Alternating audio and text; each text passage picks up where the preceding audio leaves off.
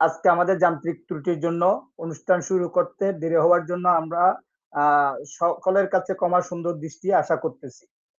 আমরা আমাদের অনুষ্ঠান ইতিমধ্যে ইনশাল্লাহ শুরু করতেছি। মহান আল্লাহ দরবারে লক্ষ কোটি শুকরিয়া, যথাসময়ে এটা নিয়ন্ত্রণ করা সম্ভব হয়েছে, সেজন্য আল্লাহ দরবারে শুকরিয়া জানাই। রাব্বি আউযুবিকা মিন হামাযাতিশ শায়াতিন ওয়া আউযুবিকা রাব্বি আয়াদুরুন ফাইজা কারাতাল কুরআন ফাস্তাউয বিল্লাহি মিনাশ শাইতানির রাজিম বিসমিল্লাহির রহমানির রহিম রাব্বি ইশরাহ লি সাদরি ওয়া ইয়াসসির লি আমরি ওয়াহলুল উকদাতাম মিন লিসানি ইয়াফকাহু কওলি রাব্বি জিদনি ইলমা। সম্মানিত দ্বীনী ভাই ও বোনেরা, আজকের বিষয় কোরআন বুঝতে ও জানতে কি মাদ্রাসা পড়া জরুরি। এই বিষয় নিয়ে আমরা আজকে আমাদের আলোচনার সূত্রপাত করতেছি। আশা করি আমাদের আলোচক বিন্দুরা কোরআন থেকে তাদের জ্ঞান ভিত্তিক আলোচনা করে আজকের আলোচনাকে সমৃদ্ধ করবেন, সেই আশা করে শুরুতে আমি অদম আপনাদের সম্মুখে কিছু কথা তুলে ধরার চেষ্টা করছি। যদি এতে কোনো ভুল ভ্রান্তি হয়ে থাকে ক্ষমা সুন্দর দৃষ্টিতে দেখবেন, সেই আশা করছি। প্রিয় ভাই ও বোনেরা, প্রথমে আসি, নবীর যুগে কি এইরূপ মাদ্রাসা ছিল? নবী ও রসুলের সাহাবী তাবে তাবিনরা পৃথিবীতে কয়টি মাদ্রাসা প্রতিষ্ঠা করছিল? আজকের লাইভে এই বিষয়গুলো নিয়ে আমরা উন্মুক্ত আলোচনা করব, শুধুমাত্র কোরআনের দৃষ্টিকোণ থেকে। আমাদের উদ্দেশ্য নয় কোনো ব্যক্তি বা প্রতিষ্ঠানের সমালোচনা করা, আমরা শুধু কোরআনের মহাসত্য মানুষের কাছে তুলে ধরার চেষ্টা করে যাচ্ছি, মহান আল্লাহর সাহায্য নিয়ে কোরআনের বাণীকে সামনে রেখে। প্রিয় দ্বীনী ভাই ও বোনেরা, যারা লাইভে শুনছেন, ভবিষ্যতে ইউটিউবে শুনবেন, সকল সম্মানিত শ্রোতাদের আপনাদের সকলকে গভীর মনোযোগের আকর্ষণ করছি। আজ আমরা একটি অত্যন্ত গুরুত্বপূর্ণ প্রশ্ন নিয়ে সকলে একসাথে আলোচনা করতে চাই। কোরআন বুঝতে এবং জানতে কি অবশ্যই মাদ্রাসায় পড়তে হবে? এই প্রশ্নের উত্তর খুঁজতে আমরা কোনো মানুষের মতামত, কোনো ধর্মীয় প্রতিষ্ঠানের বক্তব্য কিংবা কোনো মানুষের রচিত গ্রন্থের উদ্ধৃতি আশ্রয় নেব না। আমরা সরাসরি দেখব আল্লাহ তার কিতাবে এই সম্পর্কে কি নির্দেশনা দিয়েছেন।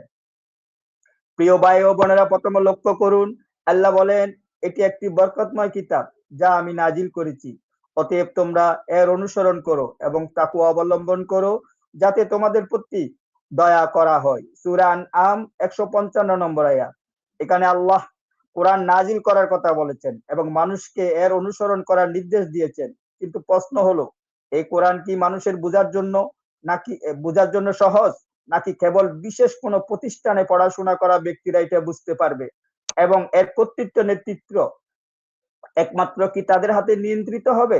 আল্লাহ নিজে বারবার বলেছে, আমি তো কোরআনকে উপদেশ গ্রহণের জন্য সহজ করে দিয়েছি, অতএব উপদেশ গ্রহণকারী কেউ আছো কি? এই আহ্বানটি আল্লাহ পাক সূরা কামারের 4টি বার আহ্বান করেছে আমাদেরকে সামনে রেখে। কোরআন থেকে শিক্ষা গ্রহণের জন্য কেউ কি আছো? এই আহ্বানটি আল্লাহ 4বার করলেন। তাহলে একজন সাধারণ মানুষ কি কোরআন পড়ে তার বক্তব্য বোঝার চেষ্টা করতে পারবে না? আল্লাহ আরো বলেন, তবে কি তারা কোরআন নিয়ে চিন্তা গবেষণা করে না? সরি, নাকি তাদের অন্তরে তালাবদ্ধ অবস্থা রয়েছে? সূরা মুহাম্মদের 24 নম্বর আয়াত। প্রিয় ভাই ও বোনেরা, খেয়াল করুন, আল্লাহ এখানে কোরআন নিয়ে চিন্তা গবেষণা করতে বলেছেন। তিনি আবার বলেন, তারা কি কোরআন নিয়ে চিন্তা গবেষণা করে না? যদি এটি আল্লাহ ছাড়া অন্য কারো পক্ষ থেকে হতো তবে এর মধ্যে অনেক অসঙ্গতি থাকতো। সূরা নিসা 82 নম্বর আয়াত। অর্থাৎ কোরআন শুধু তেলাওয়াত করার জন্য নয়, এর বক্তব্য আয়াতগুলো নিয়ে চিন্তা করার জন্য। আর আল্লাহ কোরআনের উদ্দেশ্য সম্পর্কে বলেন, এটি একটি কিতাব যা আমি তোমার প্রতি নাজিল করেছি বরকতময়, যাতে মানুষের আয়াত সমূহ নিয়ে চিন্তা গবেষণা করে এবং বোধসম্পন্ন ব্যক্তিরা উপদেশ গ্রহণ করবে। সূরা সুয়াদ 38 নম্বর সূরার 29 নম্বর আয়াত। এখানে দুইটি বিষয় অত্যন্ত স্পষ্ট। প্রথমত, কোরআনের আয়াত নিয়ে চিন্তা গবেষণা করতে হবে। দ্বিতীয়ত, কোরআন থেকে উপদেশ গ্রহণ করতে হবে। এখন প্রশ্ন আসতে পারে, কোরআন বুঝতে কি কোনো শিক্ষক বা শিক্ষা প্রতিষ্ঠানের প্রয়োজন আছে কিনা? অবশ্যই, জ্ঞান অর্জনের অত্যন্ত গুরুত্বপূর্ণ বিষয়। আল্লাহ বলেন, যারা জানে এবং যারা জানে না তারা কি সমান? সূরা জুমার 9 নম্বর আয়াত। আল্লাহ আরো বলেন, তোমরা যদি না জানো তবে জ্ঞানীদের জিজ্ঞাসা করো। সূরা নাহাল 43 নম্বর আয়াত।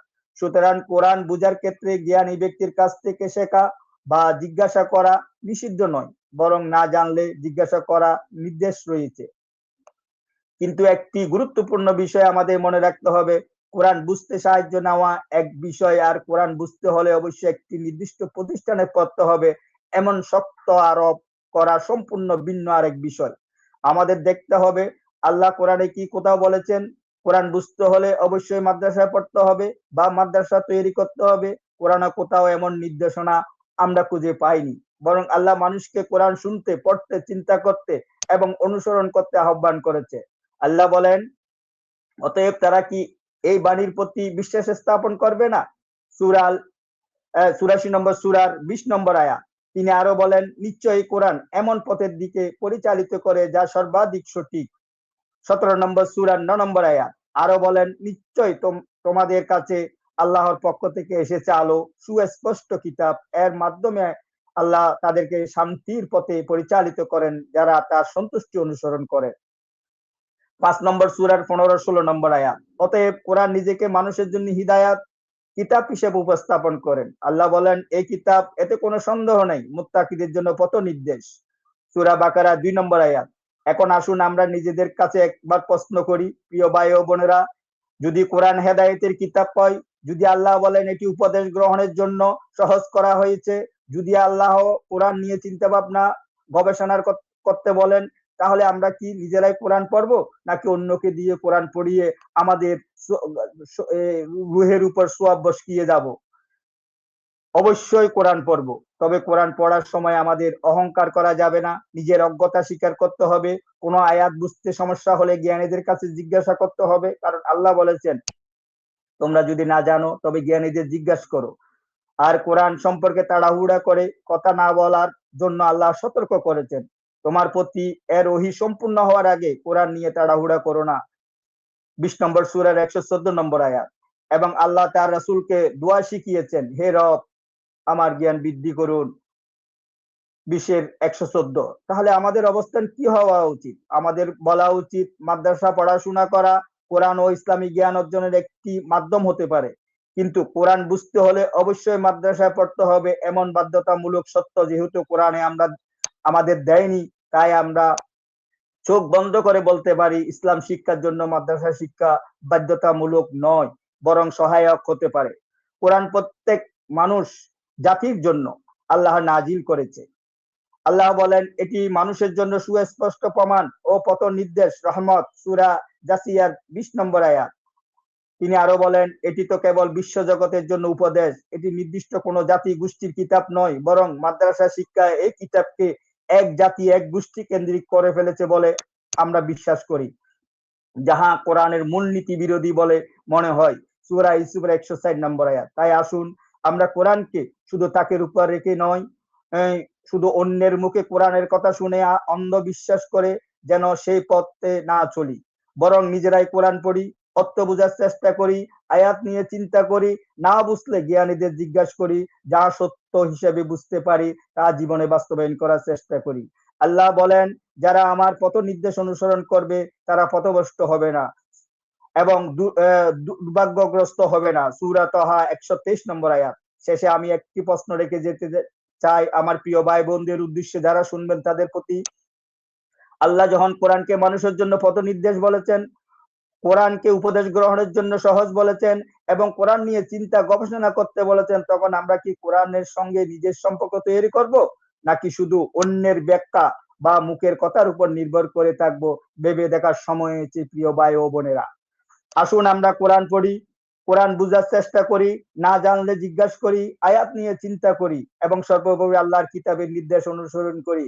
আমরা কে কি বলছি সেটা কোনো বিচার্য বিষয় হতে পারে না। আমাদের কোনো কথা যদি কোরআন বিরোধী হয়, সেটা সবার আগে প্রত্যাখ্যান করুন এবং সমাজে যত বড় মোল্লা মৌলবী পীর ফকির হোক না কেন, তার বক্তব্য যদি কোরআন বিরোধী হয় এবং সাংঘর্ষিক হয়, সাথে সাথে তার বক্তব্য প্রত্যাখ্যান করে কোরআনের কাছে চলে আসুন। সবচাইতে উত্তম কথা হলো আহসান আল্লাহ হাদিস, আল্লাহর পক্ষ থেকে নাজিলকৃত কোরআন। আল্লাহ আমাদের সবাইকে তার কিতাব বুঝে চিন্তা করে তা অনুযায়ী জীবন পরিচালনা করার তৌফিক দান করুক।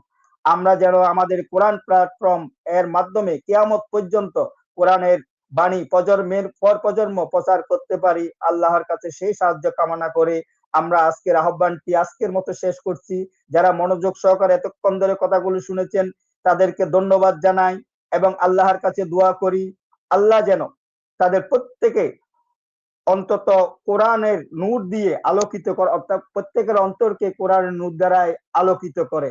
ধন্যবাদ প্রিয় ভাই ও বোনেরা, দীর্ঘক্ষণ আমার বক্তব্য শুনেছেন।